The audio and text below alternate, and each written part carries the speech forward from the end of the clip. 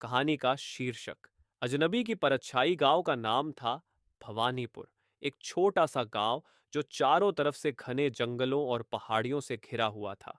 गांव के उत्तर दिशा में एक पुरानी हवेली खड़ी थी, जिसे अब लोग भूतिया हवेली के नाम से जानते थे। गांव के बड़े बुजुर्गों का कहना था कि इस हवेली में कभी एक अमीर जमींदार रहा करता था, लेकिन अचानक उसकी मौत के बाद से हवेली वीरान हो गई और समय के साथ वहां अजीब घटनाएं होने लगीं। गांव के लोग हवेली के बारे में कई डरावनी कहानियां सुनाते थे। किसी का कहना था कि रात के समय हवेली से अजीब आवाजें आती हैं, तो कोई कहता कि उसने वहां अजीब परछाइयां देखी हैं। इन कहानियों के बावजूद अजय नाम के एक युवा लड़के ने अपने दोस्तों के साथ मिलकर इस हवेली में जाने का निर्णय किया। उसे इन सब कहानियों पर यकीन नहीं था और वह इसे महज एक अफवाह मानता था। यात्रा की शुरुआत अजय और उसके तीन दोस्त रवि, सुमित और प्रिया रात के समय हवेली की ओर निकल पड़े। उनके पास टॉर्च, खाने पीने का सामान और कुछ जरूरी सामान थे। रास्ते में वे सभी इस साहसिक यात्रा को लेकर उत्साहित थे और हवेली को देखकर अजय ने मजाक में कहा, देखते हैं कितनी भूतिया है ये हवेली।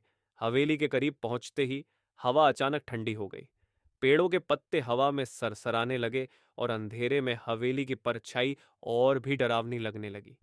जैसे ही उन्होंने हवेली के मुख्य दरवाजे पर कदम रखा, दरवाजा अचानक चरमराते हुए खुल गया, मानो किसी ने उन्हें अंदर बुलाया हो। हवेली के अंदर का भय। हवेली के अंदर कदम रखते ही चारों दोस्तों ने अपने आप को एक बड़े हॉल में पाया।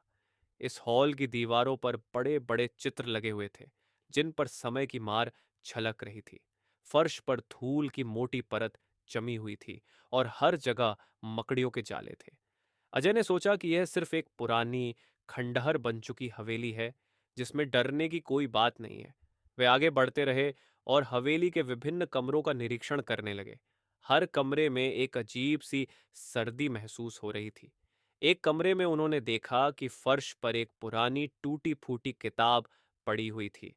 जब सुमित ने उस किताब को उठाने की कोशिश की, तो अचानक उसे ऐसा महसूस हुआ कि किसी ने उसके हाथ को जोर से पकड़ लिया हो। वह घबरा गया और चिल्लाने लगा, यहां से चलो, ये जगह सही नहीं है। लेकिन अजय ने उसे शांत करते हुए कहा, यह सब तुम्हारे मन का वहम है, कुछ भी नहीं है यहाँ। उन्होंने आगे बढ़ने का फैसला किया और हवेली के ऊपरी मंजिल पर जाने की सोची। ऊपरी मंजिल का रहस्य, ऊपरी मंजिल पर जाने के लिए एक पुरानी सीढ़ी थी, जो समय के साथ कमजोर हो चुकी थी।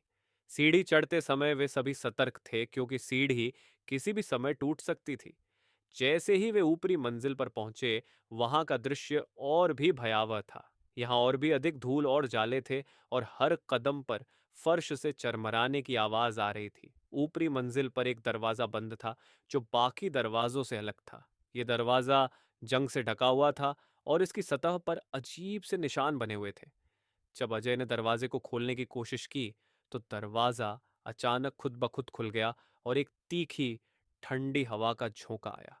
दरवाजे के पीछे एक छोटा सा कमरा था, जो बिल्कुल खाली था, सिवाय एक पुरानी कुर्सी के जो बीचों बीच रखी थी। परछाई का प्रकट होना अजय ने अपने दोस्तों के साथ उस कमरे में कदम रखा। अचानक दरवाजा जोर से बंद हो गया और पूरा कमरा अंधेरे में डूब गया। केवल एक कोने में हल्की सी नीली रोशनी दिखाई देने लगी। जैसे जैसे उनकी आंखें अंधेरे में अभ्यस्त हुईं, उन्होंने देखा कि उस रोशनी के पास एक परछाई खड़ी थी।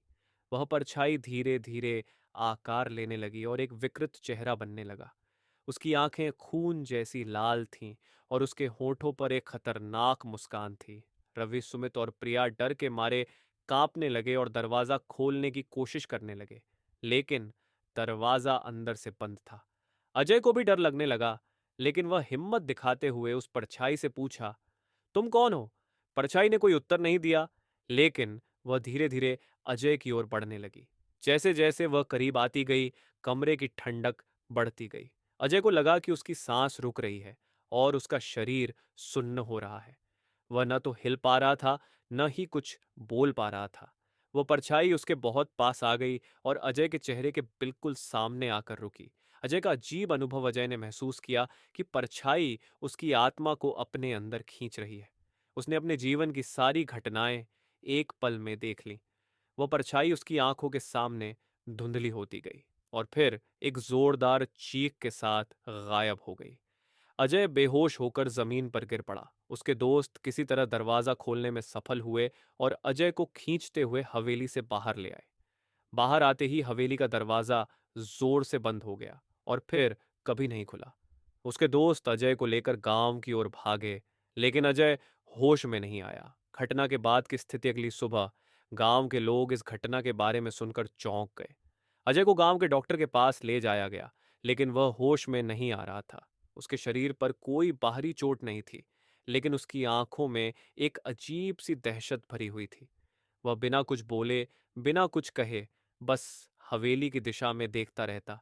कुछ हफ्तों बाद अजय के परिवार ने उसे गांव से दूर किसी बड़े अस्पताल में ले जाने का निर्णय लिया, लेकिन उससे पहले ही एक रात अजय अचानक गायब हो गया।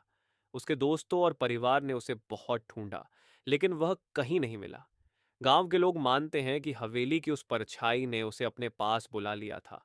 उसके बाद गांव के लोगों ने हवेली की ओर जाना बिल्कुल बंद कर दिया। लोग कहते हैं कि रात के समय हवेली के अंदर से अजय की चीखें सुनाई देती हैं, लेकिन जब कोई पास जाता है तो वहां कोई नहीं होता। हवेली के पास जाने की हिम्मत किसी में नहीं थी और वह धीरे धीरे जंगल की घनी झाड़ियों में छिप गई। समय के साथ भवानीपुर गांव के लोग इस घटना को भूल गए, लेकिन हवेली की परछाई का रहस्य आज भी बना हुआ है। कहते हैं कि अगर कोई रात के समय उस हवेली के पास जाता है तो वह वापस नहीं आता।